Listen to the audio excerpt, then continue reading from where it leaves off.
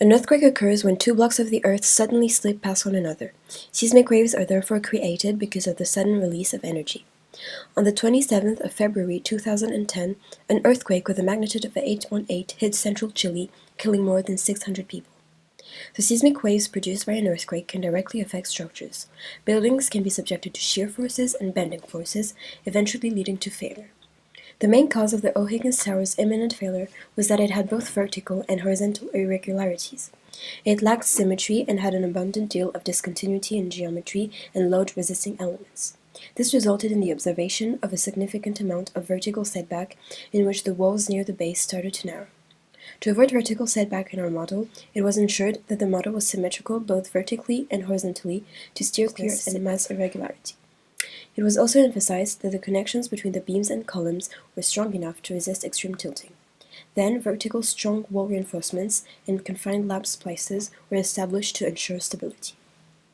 Due to the earthquake, geotechnical failures could be observed in Chile, like tilting buildings, subsidence, or liquefaction. Liquefaction is when saturated granular soil are shaken, leading to sinking or tilting of structures because the soil is no longer firm. Subsidence is the sinking of an area of land.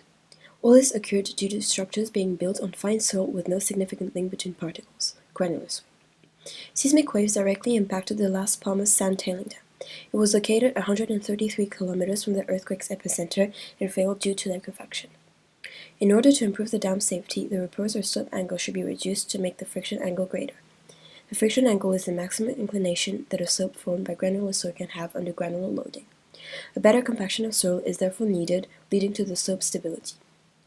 With proper application of transportation engineering, we can save people's lives by safely evacuating them from hazardous structures. Transportation engineering concludes that evacuation accidents during an emergency are mainly due to the following reasons: no or poor crowd management plan, poor understanding of crowd behavior, no safety awareness. The Chilean Nation Stadium is an example of those.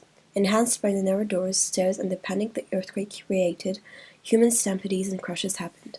In order to prevent this, obligatory information for Chileans concerning the evacuation during earthquakes could be useful, enabling them to be less scared and more aware of what to do and where to go. Future structures should have wider stairs and doors and avoid U-turns, as it will make evacuation easier. With proper understanding of how the structures will act in an earthquake, necessary precautions can be taken to prevent the loss of lives, money, and property.